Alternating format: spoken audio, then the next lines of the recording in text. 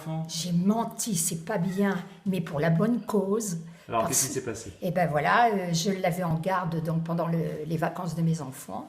Et puis, ben, ma foi, et au bout de 3 jours, il n'est plus revenu à mon domicile. Voilà. Donc, ben, j'ai commencé à faire le tour du quartier, aller demander à droite, à gauche. Ensuite, j'ai appelé, 2-3 jours après, j'ai appelé la fourrière Grand Poitiers. Et ensuite, la SPA. Voilà. Et donc, ils m'ont dit qu'ils n'avaient pas recueilli de chats sur la voie publique. Voilà. Et pendant ce temps-là, il y avait des échanges avec les enfants et les petits-enfants, et vous leur avez dit quoi? Et alors, par SMS, est-ce que Moustique va bien? Oui, tout est OK. Donc, je me disais que c'était la meilleure solution pour qu'ils passent de bonnes vacances. Car ça n'aurait servi à rien du tout, hein, de leur dire la vérité. Ça leur aurait gâché leurs vacances, voilà.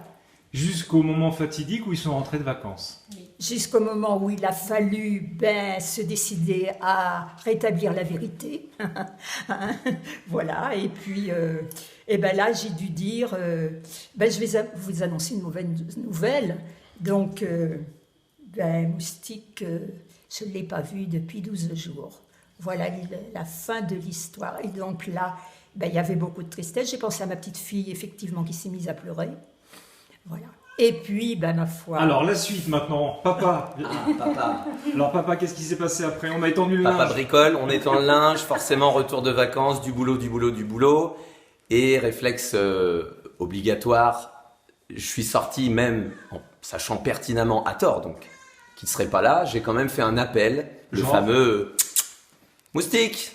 Voilà, classique, comme on appelle son chien, son chat, pensant que ça ne servait à rien. Et 5 minutes plus tard, en revenant ici, j'ai entendu des miaulements vers lesquels je suis allé et j'ai découvert le petit chat en question, la bête, dans l'escalier derrière, voulant entrer. Donc, je l'ai pris dans mes bras et je l'ai amené à tout le monde pour que tout le monde voit que la fin était bonne. Pour nous, ça a duré 2 heures, le malheur. Et du coup, plutôt amaigri, plutôt quoi? En bonne santé? C'est un chat, alors je le trouve, on va dire, à peu près pareil, même si on le nourrit évidemment très bien, sans aucun problème. C'est un chat qui de toute façon de nature est maigre, athlétique, voire maigre. Je ne l'ai pas trouvé ni grossi, ni amaigri. Par contre, il avait très très faim. J'imagine qu'il a dû passer quand même quelques temps, quelques jours, ça on le saura vraisemblablement jamais, sans manger en tous les cas à sa faim et la soif à voir avec les derniers jours de canicule. D'accord. Et pour terminer, mademoiselle, raconte-nous un petit peu. Toi, là, c'est le grand sourire, mais il y a eu un peu de tristesse hier? Oui, parce que j'étais très triste de l'avoir perdu, parce que pour moi, c'est comme mon meilleur ami, c'est un peu tout, et du coup, j'ai été très triste, jusqu'au moment où papa a appelé maman, et que quand il est revenu avec... Moustique.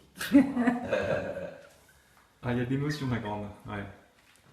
Bon, on comprend, on va pas t'embêter. Bon, est-ce qu'il y a une explication? Est-ce que vous vous dites comment il a fait ce chat? Parce que quand même, c'est fou. Alors, pour ma part, je suis quelqu'un de très terre-à-terre. Ouais. Les histoires bracadabrantes, c'est pas trop pour moi. Le fait est que le chat ne pouvait pas connaître le voyage, puisqu'il l'avait fait qu'une fois, c'était il y a 1 an. Et de la même manière qu'on l'a fait aujourd'hui, il l'a fait sans voir la route. Donc on l'a emmené dans une caisse à chat. Donc l'explication, je pourrais pas l'avoir.